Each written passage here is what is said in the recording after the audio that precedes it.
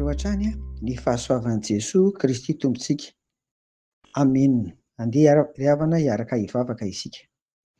Ry Tompo rainay any an-danitra rehetra izay midera anao, mankalaza anao ary manome voninahitra anao noho ny soa lehibe amenao anay isan'andro. Misaotra indrindra Tompo. Amen. Ry havako, raha hanangona vokatra ho an'ny Tompo isika dia iray amin'izay heverina ho zava-dehibe hitan'ny olona amin'ny fiainantsika isan'andro ry havana dia ny ao amin'ny fiteny, ny fomba fiteny, ny fifampiresahantsika amin'ny hafa. Ny fiteny sy ny fihetsika izany dia mifamatotra, ka amin'ity anio ity dia hiresaka ny amin'ny fiteny isika. Izao no ambaran'ny soratra masina ny amin'izany, vakiana amin'ny anaran'i Jesosy.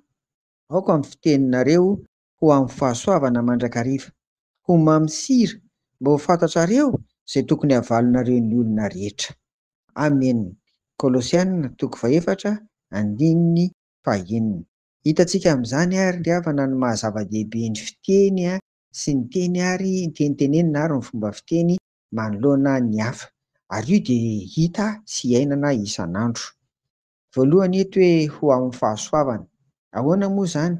Fomba fiteny feno fahalemem-panahy sy fitiavana ny hafa izany, indrindra moa ka misy fahadisoan'ny hafa. Rehefa ao anatinao izany fiteny ho an'ny fahasoavana izany dia vonona ianao hamela heloka fa tsy vomaika hanao teny mahery. Izay izany ny voalohany. Faharoa indray hoe fiteny mamy sira.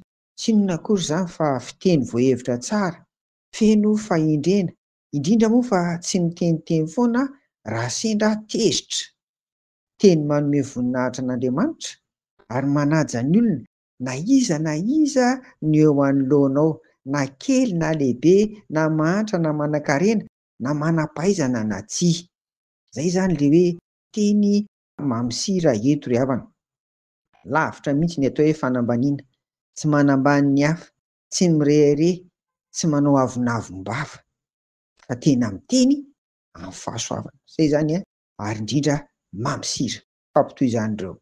Fahatelo, mahafantatra ny tokony ho havalon'ny ny olona rehetra, satria voalohany indrindra dia mahay sy mahalala ny soratra masina, ary izany no mahatonga antsika mamaky soratra masina sy misaintsaina an'izany isan'andro, ary izany no mahatonga antsika koa manao fiaraha-mandinika soratra masina.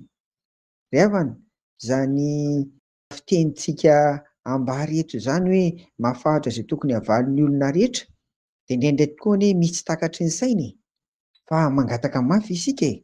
Ny fanahy masina no manolo-tsaina, ny fanahy masina no manampy antsika, dia gaga isika ary naninona ary no nahavaly tamin'izany. Ry havako, ny Malagasy dia manana fiteny izy ny amin'ny hoe ny omby notazonina amin'ny tandrony, ary ilay biby atao hoe samoina, lavalava iny ny vavany, karazana lolo izany. Ny lolo hozy ny Malagasy no tazonina amin'ny lelany, fa izao kosa koa ny olombelona dia tazonina amin'ny teniteneniny. Noho izany dia mila mandamina tsara isika, mila miteny tsara amin'ny fahasoavana, mamy sira ary mahalala izay tokony havaly izany, mba ahazoantsika mitaona ny hafa ho an'ny Tompo, mba ahazoantsika mamory vokatra ho an'ny Tompo ry havana.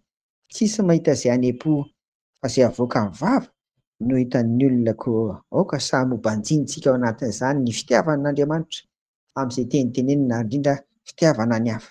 Hoy izay, na iza manoloana anao, na iza ifampiresahanao. Dia alao hery ry havana, alao hery fa fotoana fararotro izao famorintsika vokatra ho an'ny Tompo Jesosy miaraka amintsika, ary fanahy masina moa mandrakariva ihany koa. Amen. Vavaka isika. Dia ampio hatrany izay Tompo, mba hitaona ny hafa amin'ny alalan'ny fiteninay tena iainana isan'andro fa tsy amboamboarina, ary efa mialoha lalana sahady izany mba ahazoanay mitaona sy mamory vokatra ho anao ry Jesosy Kristy. Amen. Ho aminareo ny fiadanan'i Jesosy. Amen.